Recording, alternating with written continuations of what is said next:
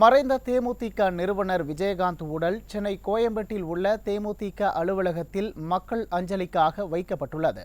விஜயகாந்த் உடலுக்கு அஞ்சலி செலுத்த தேமுதிக தொண்டர்கள், நிர்வாகிகள் குவிந்துள்ளனர். இது தொடர்பான கூடுதல் தகவல்களை தலைமை செய்தியாளர் ஜெயக்குமார் வழங்க கேட்கலாம். வணக்கம் ஜெயக்குமார். தற்போது விஜயகாந்த் அவர்களின் உடல் இறுதி அஞ்சலிக்காக அவரது தேமுதிக கட்சி அலுவலகத்தில் வைக்கப்பட்டுள்ளது. அது பற்றிய விவரங்களை பதிவு செய்யலாம்.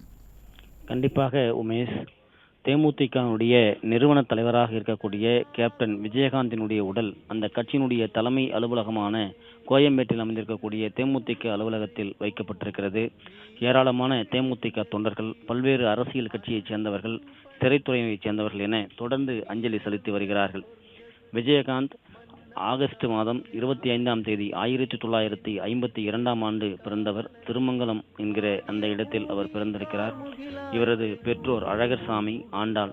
இவர் புனைப்பெயர்கள் கேப்டன், புரட்சி கலைஞர் என்கிற பல்வேறு இந்த புனைப்பெயர்களோடு திரைத்துறையிலும் அரசியலிலும் தனி முத்திரையை பதித்தவர். இவரது மனைவி பிரேமலதா. இவரது மகன்கள் விஜயபிரபாகரன், சண்முக பாண்டியன். தனது ஆரம்பகால பள்ளி படிப்பை தேவக்கோட்டை என்கிற பகுதியில் பிரிட்டோ உயர்நிலைப் பள்ளியில் இவர் படித்திருக்கிறார். மதுரையில் இருக்கக்கூடிய நாடார் உயர்நிலைப் பள்ளியில் 10ஆம் வகுப்பு வரை படித்ததாக கூறப்படுகிறது. தந்தையினுடைய அரிசி ஆலையில் தனது நிர்வாகத்தை தொடர்ந்து தனது தொழிலை அவர் தொடங்கினார். முதல் வாய்ப்பாக படிக்கிற காலகட்டத்திலேயே சினிமா மீது தீராத ஒரு காதல் கொண்ட கலைஞராக கேப்டன் விஜயகாந்த் இருந்திருக்கிறார். சினிமாவில் சேர்ந்து நடிக்க வாய்ப்பு தேடி சென்னைக்கு 1978ஆம் ஆண்டு இயக்குனர் கஜாவினுடைய இயக்கத்தில் வெளிவந்த இனிக்கும் இளமை என்கிற திரைப்படத்தில் சிறு கதாபாத்திரத்தில் நடித்து தனது திரைப்பயணத்தை அவர் தொடங்கியிருக்கிறார். திரைப்படம் பல்வேறு திருப்பங்களையும் பல்வேறு சோதனைகளையும் அவருக்கு கொடுத்திருக்கிறது. 1980இல் வெளிவந்த துரத்து இடிமுழக்கம் என்கிற திரைப்படத்தில் 1980இல் வெளிவந்த தூரத்து இடிமுழக்கம் என்கிற திரைப்படத்தில் முக்கிய வேடம் தாங்கி ஒரு நடுநிலையான சினிமாவில் தனது தனி முத்திரையை பதித்திருக்கிறார். 1981ஆம் ஆண்டு இயக்குனர் S.A. சந்திரசேகருடைய இயக்கத்தில் கதாநாயகனாக வெளிவந்த சட்டம் ஒரு இருட்டறை என்கிற திரைப்படத்தில் மிகப்பெரிய ஒரு வெற்றி படமாக, வாழ்க்கையின் ஒரு திருப்பு முனையாக கேப்டன் விஜயகாந்திற்கு அது அமைந்தது. விஜயகாந்தினுடைய திரைப்பயணம் ஒரு மிகப்பெரிய திருப்பத்தை இந்த திரைப்படம் குறிப்பாக கொடுத்திருக்கிறது. இதனைத் தொடர்ந்து ஒரு தனி கதாநாயகனாக உருவெடுக்கிறார். பல்வேறு கதாபாத்திரங்களில் குறிப்பாக வில்லனாக, குணச்சித்த நடிகர்களாக தொடக்க காலத்தில் நடித்த இவர் பல்வேறு வேடங்களை தாங்கி அதன் மூலமாக தனி ஒரு முத்திரையும் பதிப்பித்திருக்கிறார். குறிப்பாக இயக்குனர் R. சுந்தரராஜனுடைய இயக்கத்தில் 1984ஆம் ஆண்டு வெளிவந்த வைதேகி காத்திருந்தால் என்கிற திரைப்படத்தில் மிகப்பெரிய வெற்றி பெற, அதனைத் தொடர்ந்து அம்மன் கோயில் கிழக்காலே, தழுவாத கைகள், ஊமை விழிகள் என்கிற பல்வேறு திரைப்படங்கள் பெயர் சொல்லும் திரைப்படங்களாக இவருக்கு அமைந்தது. 1991ஆம் ஆண்டு R.K. செல்வமணியினுடைய இயக்கத்தில் மிகப்பெரிய வெற்றி படம் கேப்டன் பிரபாகரன் என்கிற இந்த திரைப்படம் விஜயகாந்தினுடைய 100வது திரைப்படம். பல்வேறு அந்தஸ்துக்களை அவருக்கு அள்ளி கொடுத்தது. ரசிகர்கள் மத்தியிலும் தொண்டர்கள் மத்தியிலும் மிகப்பெரிய மரியாதையை கொடுக்கக்கூடிய புனைப்பெயராக அமைந்த கேப்டன் என்கிற அந்த பெயரையும் இந்த திரைப்படமே அவருக்கு வழங்கியது. விஜயகாந்த் இதுவரை தமிழ் திரைப்படங்கள் மட்டும் நடித்துள்ளார். பல்வேறு இந்தி மற்றும் தெலுங்கு டப்பிங், அதாவது மொழிபெயர்ப்பு படங்களிலும் இவர் நடித்திருப்பது குறிப்பிடத்தக்கது. பல்வேறு திரைப்படங்கள் வாயிலாக தனது திறமை வாயிலாகவும் தமிழ் சினிமாவினுடைய புரட்சி கலைஞர் என்கிற பட்டமும் இவருக்கு வழங்கப்பட்டது. தேசப்பற்று, மக்கள் பற்று, அரசியல் தொடங்கிய பிறகு கட்சியினுடைய தொண்டர்கள் மீதான அளவற்ற பற்று, இப்படி பல்வேறு மக்கள் மீதான, சமூகத்தின் மீதான அக்கறை காரணமாக இவரின் மீது ஏகத்த ஒரு நம்பிக்கையும் அவர் மீதான ஒரு பாசமும் ஒட்டுமொத்த மக்களையும் ஈர்த்தது. குறிப்பாக பல்வேறு படங்களில் இரட்டை வேடம் தாங்கி நடித்திருக்கிறார். இராணுவம், போலீஸ், வலு, ஊழலுக்கு எதிரான பல்வேறு கதாபாத்திரங்களில் தனது உச்சபட்ச வசனங்களால் மக்களை கட்டி இழுத்தார் என்று சொல்ல வேண்டும். நடிகர் சங்க தலைவராக உருவெடுக்கிறார்.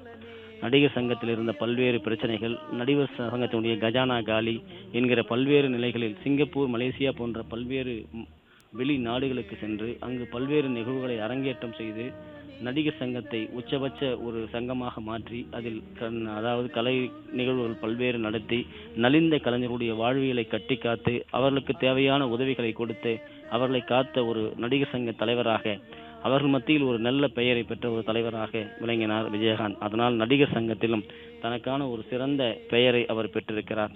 2006ஆம் ஆண்டு குறிப்பாக தமிழக சட்டப்பேரவை தேர்தலில் 234 தொகுதிகளிலும் தேமுதிக என்கிற இயக்கம் போட்டியிடுகிறது. பல்வேறு இடங்களில், அதாவது இவர்கள் தோல்வியை தழுவினாலும் கூட ஒரு அடையாளம் காட்டக்கூடிய கட்சியாக வருகிறது.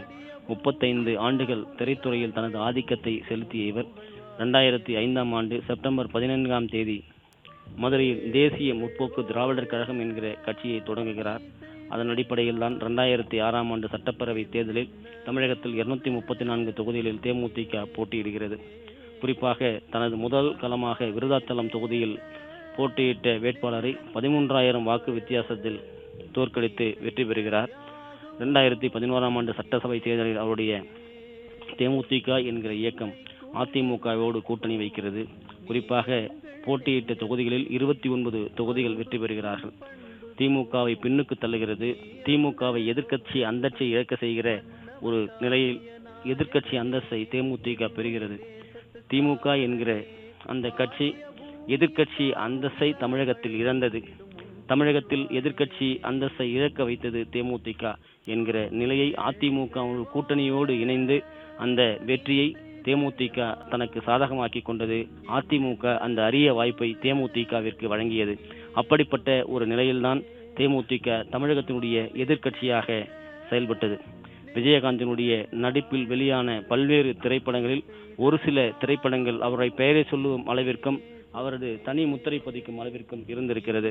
சட்டம் ஒரு இருட்டறை, சிவப்பு மல்லி, நெஞ்சிலே துணிவிருந்தால், பார்வையின் மறுபக்கம், சாட்சி, வெற்றி, 100வது நாள், நாளை உனது நாள், வைதேகி காத்திருந்தால், ஈட்டி, நீதியின் மறுபக்கம், நானே ராஜா நானே மந்திரி, கரிமேடு கருவாயன், அம்மன் கோவில் கிழக்காலே, வசந்த ராகம், ஊமை விழிகள், தழுவாத கைகள், தர்ம தேவதை, சிறைப்பறவை, கூலிக்காரன், நினைவே ஒரு சங்கீதம், உழவன் மகன், சட்டம் ஒரு விளையாட்டு, தெற்கத்தி கள்ளன், பூந்தோட்ட காவல்காரன், நல்லவன், செந்தூர பூவே, என் புருஷன் எனக்கு மட்டும்தான், பாட்டுக்கு ஒரு தலைவன், பொன்மனச்சம் செல்வன், ராஜநடை, புலன் விசாரணை, புதுப்பாடகன், சந்தனக்காற்று, சிறையில் பூத்த சின்னமலர், எங்கிட்டே மோதாதே, சத்திரியன், கேப்டன் பிரபாகரன், மாநகர காவல், மூன்றெழுத்தினின் மூச்சிலிருக்கு, சின்ன கவுண்டர், பரதன், கோயில் காலை, ஏழை சாதி, சர்க்கரை தேவன், ராஜதுரை, எங்கள் முதலாளி, செந்தூரப்பாண்டி, சேதுபதி IPS, ஆனஸ்ட் ராஜ், என் ஆசை மச்சான், பெரிய மருது, கருப்பு நிலா, திருமூர்த்தி, காந்தி பிறந்த மண், தமிழ்ச்செல்வன், அலெக்சாண்டர்,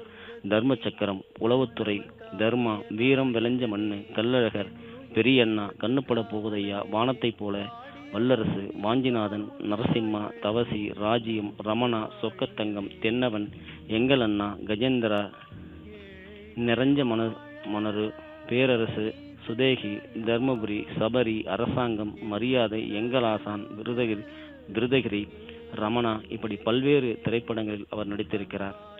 விஜயகாந்த் 1979ஆம் ஆண்டு அகல்விளக்கு திரைப்படத்தின் மூலமாக தமிழ் சினிமாவினுடைய அறிமுகமாகி 2015ஆம் ஆண்டு வரை சுமார் 150 திரைப்படங்களில் நடித்திருக்கிறார்.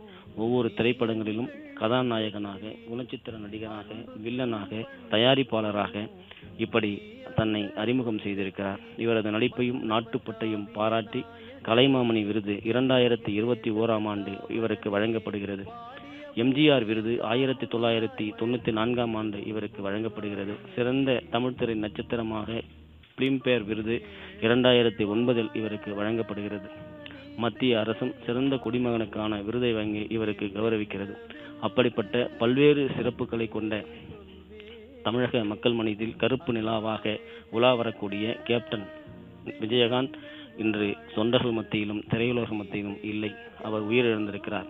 ஆயிரக்கணக்கான தொண்டர்கள் கோயம்பேடு தேமுதிக அலுவலகம் முன்பாக குழுமி இருக்கிறார்கள். குழுமி இருக்கக்கூடிய அனைத்து தொண்டர்களும் கண்ணீர் மல்க தங்களுடைய தலைவனை, தங்களுடைய கதாநாயகனை, தங்களுடைய வெற்றி நாயகனை இழந்த ஒரு துயரத்தில் இதயம் கனிந்த தங்களுடைய கண்ணீர் அஞ்சலியை காணிக்கையாக்கி கொண்டிருக்கிறார்கள்.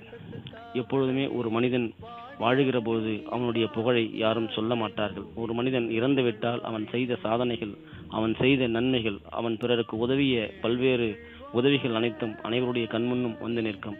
அந்த ஒவ்வொரு நிகழ்வுகளும் கண்ணீராக அவருக்கு காணிக்கையாக்கப்படும். அதுபோலவே விஜயகாந்தினுடைய மறைவு என்பது குடும்பம் மட்டுமல்ல, அவரை சார்ந்திருக்கக்கூடிய தேமுதிக தொண்டர்கள் மட்டுமல்ல, அவரை சார்ந்திருக்கக்கூடிய திரையுலகம் மட்டுமல்ல, ஒட்டுமொத்த தமிழகத்தில் இருக்கக்கூடிய பல்வேறு நிலைகளில் இருக்கக்கூடியவர்கள் அனைவருமே அவருடைய ரசிகர்கள் திரைத்துறையை சார்ந்தவர்கள் என தொடர்ந்து கண்ணீர் மல்க அஞ்சலி செலுத்திக் கொண்டிருக்கிறார்கள்.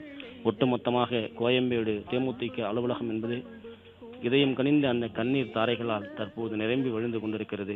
தொண்டர்கள், கட்சியினுடைய தொண்டர்கள், இயக்கத்தினுடைய நிர்வாகிகள், குடும்பத்தினர், உறவுகள், திரைத்துறையை சேர்ந்தவர்கள் என அனைவருமே அந்த பகுதியில் தங்களுடைய அஞ்சலியை தொடர்ந்து செலுத்திக் கொண்டிருக்கிறார்கள்.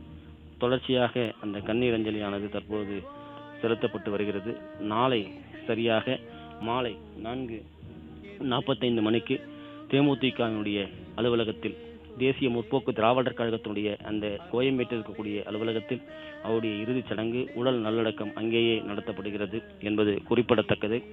இன்று காலை சென்னை போரூர் அருகே இருக்கக்கூடிய தனியார் மருத்துவமனையில் கொரோனா தொற்று காரணமாக மூச்சு திணறல், சுவாச பிரச்சனை என பல்வேறு சிரமப்பட்டு வெண்டிலேட்டர் உதவியோடு அவருக்கு சிகிச்சை அளிக்கப்பட்ட நிலையில் சிகிச்சையானது அவருக்கு கை கொடுக்கவில்லை. அதனால் நம்மை விட்டு அவர் பிரிந்திருக்கிறார்.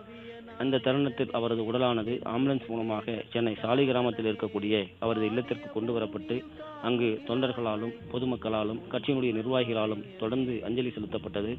அந்த அஞ்சலிக்கு பிறகு ஆம்புலன்ஸ் மூலமாக தொண்டர்களுடைய கண்ணீரோடு தொடர்ந்து தேமுதிகவுடைய அலுவலகம் அமைந்திருக்கக்கூடிய கோயம்பேடு அலுவலகத்திற்கு கொண்டு வரப்பட்டு அங்கே வைக்கப்பட்டிருக்கிறது. பல்லாயிரக்கணக்கான தொண்டர்கள் அங்கு குழுமி இருக்கிறார்கள். அவர்கள் மத்தியிலே அந்த கண்ணீரோடு அஞ்சலியானது செலுத்தப்படுகிறது. நாளை மாலை 4:45 மணிக்கு கோயம்பேடு தேமுதிக அலுவலகத்திலேயே அவருடைய உடலை அரசு மரியாதையோடு நல்லடக்கம் செய்யப்படுகிறது. குறிப்பாக விஜயகாந்த் என்கிற அந்த சகாப்தம் தமிழ் மக்களிடையே மிகப்பெரிய ஒரு வரவேற்பை பெற்று புகழும் புகழையும் பெற்ற அந்த நடிகர், அந்த கட்சியினுடைய தலைவர், மக்கள் மனதில் ஒரு நீங்காத இடத்தை பிடித்திருக்கக்கூடிய கேப்டன் விஜயகாந்த் இன்று அவர்களை, தொண்டர்களை, உறவுகளை, ரசிகர்களை, நடிகர்களை அனைவரையும் விட்டு பிரிந்திருக்கிறார். ஆற்ற முடியாத ஒரு துயரமாக, வேதனையினுடைய உச்சமாக இருக்க முடிகிறது. அங்கே இருக்கக்கூடிய இயக்குநர்கள், அவருடைய உறவினர்கள், கட்சி நிர்வாகிகள் என தாரை தாரையாக கண்ணீர் சொட்டுவதை காண முடிகிறது. பல்வேறு அரசியல் கட்சி தலைவர்கள் மலர் வளையம் வைத்து தொடர்ந்து அஞ்சலி செலுத்திக் கொண்டிருக்கிறார்கள். இன்று காலை இறந்து விட்டார் என்கிற செய்தி அறிந்தவுடனே அனைத்திந்திய அண்ணா திராவிட முன்னேற்ற கழகத்தினுடைய பொதுச் செயலாளர், சட்டமன்ற எதிர்க்கட்சி தலைவர், முன்னாள் முதலமைச்சர் புரட்சித் தமிழர் எடப்பாடி கே பழனிசாமி அவர்கள் ஆழ்ந்த இரங்கலையும் அனுதாபங்களையும் குடும்பத்தினருக்கு தெரிவித்தார். அதே நேரத்தில் அவருடைய திரைத்துறையை சார்ந்திருக்கக்கூடியவர்களுக்கும் அவருடைய தொண்டர்களுக்கும் தனது ஆழ்ந்த இரங்கலையும் அனுதாபங்களையும் தெரிவித்துக் கொண்டார். இறைவனுடைய திருவடி நிழலில் இளைப்பாற வேண்டும் என்று கேட்டுக்கொண்டார். தொடர்ச்சியாக தற்பொழுது மக்கள் வெள்ளத்தில், மக்கள் கண்ணீரோடு கேப்டன் விஜயகாந்த் என்கிற அந்த கருப்பு நிலாவிற்கு கண்ணீர் அஞ்சலியை தொண்டர்களும் கழக நிர்வாகிகளும், திரைத்துறையை சார்ந்த நடிகர்கள், இயக்குநர்கள், நடிகைகள், அதே போன்று தயாரிப்பாளர்கள் என பல்வேறு தலைப்பிலிருந்து தொடர்ந்து ஆறுதல் செலுத்திக் கொண்டிருக்கிறார்கள். அந்த நிகழ்வுகளை நம்மால் பார்க்க முடிகிறது. பல்வேறு நிலைகளில் இருக்கக்கூடியவர்களுடைய துயரம் என்பது, ஒரு தலைவனை இழக்கிற போது அவருடைய கண்ணீர் என்பது மீள முடியாத ஒரு துயரமாக இருக்கிறது. எந்த நேரத்திலும் ஒரு தலைவனை இழந்துவிட்டால் எப்படி தொண்டர்கள் நிர்கதியாக நிற்பார்களோ அதுபோல தேமுதிகவினுடைய அந்த தொண்டர்கள் தங்களுடைய தலைவனை இழந்த துயரத்தில், வேதனையினுடைய உச்சத்தில் இருக்கிறார்கள். அதனை பார்க்க முடிகிறது. விருகம்பாக்கம் அருகே இருக்கக்கூடிய சாலிகிராமம் அந்த இல்லத்தில் இருந்து அவருடைய உடலானது கோயம்பேடு கொண்டு வருவதற்கு 2 மணி நேரங்கள் கடந்து விட்டது. அந்த அளவிற்கு வழி முழுவதும் தொண்டர்கள் அனைவரும் அந்த உடலின் மீது கண்ணீரை தாரையாக்கி இருக்கிறார்கள். அந்த கனத்த இதயத்தோடு அவருடைய வேதனையை வெளிப்படுத்தி இருக்கிறார்கள். அப்படிப்பட்ட ஒரு தலைவரை இழந்திருக்கிறது தேமுதிக என்கிற இயக்கம்.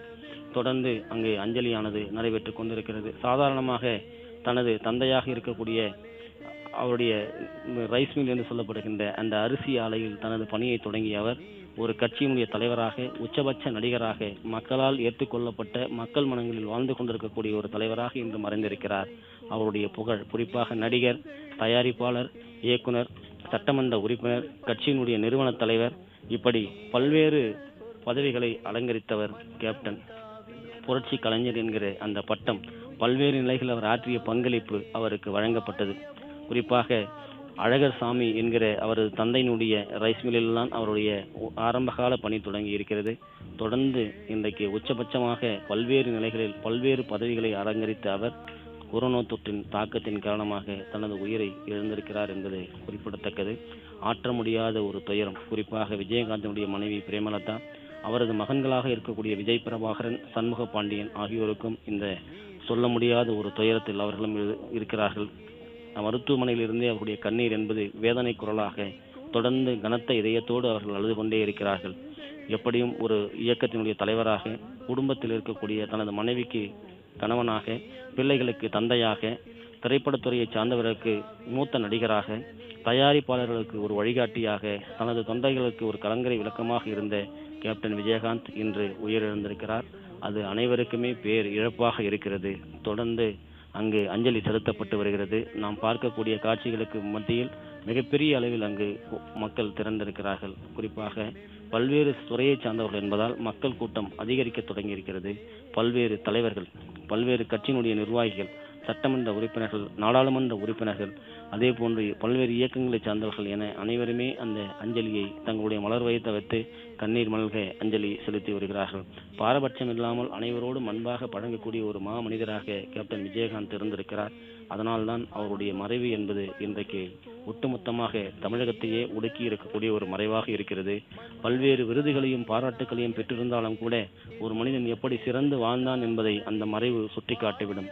அந்த மறைவினுடைய உச்சமாகத்தான் இன்றைக்கு கேப்டன் விஜயகாந்தனுடைய மறைவு ஒட்டுமொத்த மக்களுடைய கண்ணீர் குரலாக, கண்ணீர் அலையாக இருக்கிறது. அதை நாம் பார்த்து கொண்டிருக்கிறோம். தொடர்ந்து நம்முடைய ஒளிப்பதிவாளர்கள் அங்கே நடைபெற்று வரக்கூடிய அந்த அஞ்சலி, கண்ணீர், அவருடைய அந்த இறுதி நிகழ்வுகளெல்லாம் காட்டிக் கொண்டிருக்கிறார்கள். நாளை மாலை அவருடைய முழு குடும்ப முறைப்படி அவருடைய நல்லடக்கம் உடலானது செய்யப்படுகிறது. தேமுதிக என்கிற அந்த தேமுதிகவுடைய தலைமை அலுவலகம் இருக்கக்கூடிய கோயம்பேட்டிலேயே அவரது உடல் அடக்கம் செய்யப்படுகிறது. அது 4:45 மணிக்கு அந்த சடங்குகள் எல்லாம் முடிக்கப்பட்ட பிறகு செய்யப்படும் என்று அந்த கட்சியினுடைய துணை தலைவராக, அவரது உறவினராக இருக்கக்கூடிய LK சுதீஷ் அவர்கள் தெரிவித்திருக்கிறார்கள். தொடர்ந்து அஞ்சலி செலுத்தக்கூடிய அந்த நிகழ்வுகள் நடைபெற்று வருவதை நம்மால் பார்க்க முடிகிறது. ஒட்டுமொத்தமாக இன்று காலையிலேயே தேமுக தொண்டர்களுக்கு பேரிழப்பு, ஒரு பெரிய இடியாக இந்த மரணம் இருந்திருக்கிறது. அந்த மரணத்தினுடைய ஓலமாக தற்போது தொடர்ச்சியாக அந்த அஞ்சலி நிகழ்வுகள் தொடர்ந்து நடைபெற்று வருவது குறிப்பிடத்தக்கது.